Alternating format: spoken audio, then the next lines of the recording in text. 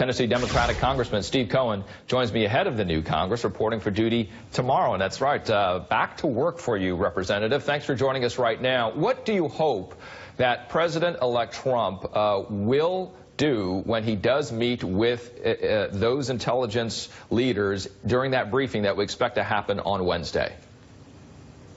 I hope he'll listen.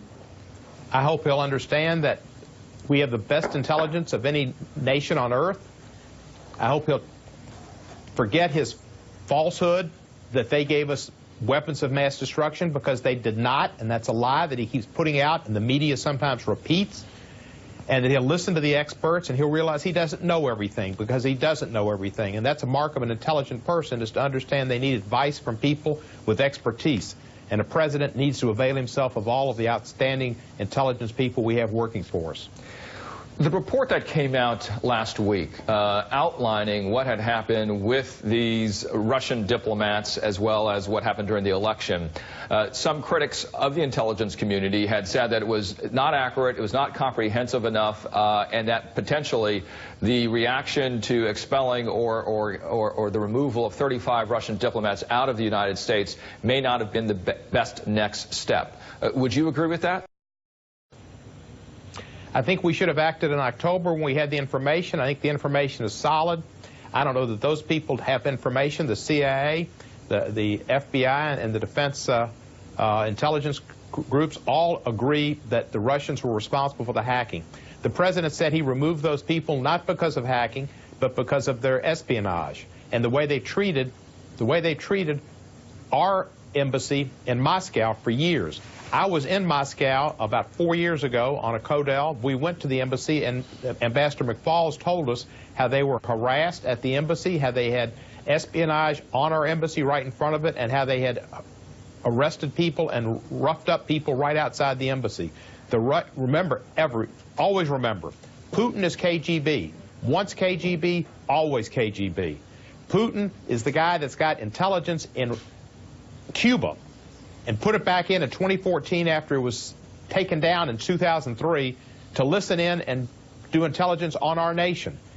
KGB has killed people, does kill people, was participating in all kind of espionage against our nation. Russia is not our friend. Mitt Romney was right, and our president needs to get it clear. Why he gives Russia the benefit of the doubt is beyond me. He's the first American president who's ever done that, and it's not conducive to our country being alert and aware and defending our nation.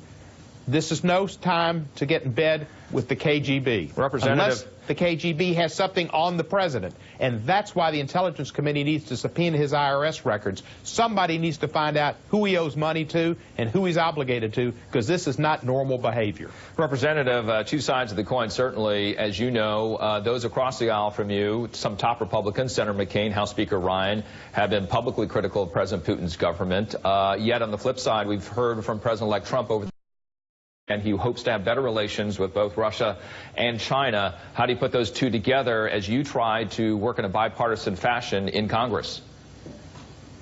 Well, we should have a better relationship with Russia and work with them where we can against ISIS and against terrorism, and they have a lot of that in the Caucasus, and they have a great concern about that, and it's hit their country at home many times. But we need to be strong with NATO. He's going to want to go into the Baltic states. I've been to Lithuania and Estonia and Latvia. I know the concerns that those people have and their governments have and the way the Russians taunt them and the way the Russians treat them. And they would like to take those countries back. Putin wants to make Russia great again.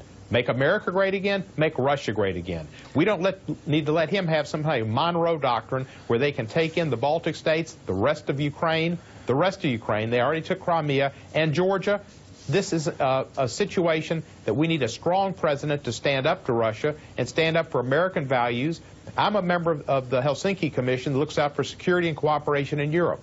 I'll be going to Vienna, Austria in February. It'll be the first opportunity for us to interact with our colleagues in Europe and see how they are reacting to this president, to Putin, and what's going on. But you can have a better relationship on places where you agree, but there are not that many places we agree. They are our enemy. They are always our enemy. Putin has never forgotten what we did in arming the Mujahideen in Afghanistan and beating the Russian army. He never forgets. They never forget. They are our enemy, and we need to put America Representative, first. thank you so much for your time today. I want to footnote, of course, that President-elect Trump has not said he wants to make Russia great again. He has said he wants to make America great again. Appreciate your time today. No, I Tennessee think he wants to make Democratic Congressman. No, that was not a mistake on my part. I know I'm it talking was not, about what sir. he's doing, not what he's saying. Just want to clarify. Thank you so much. I appreciate your time today, and you have a great new year.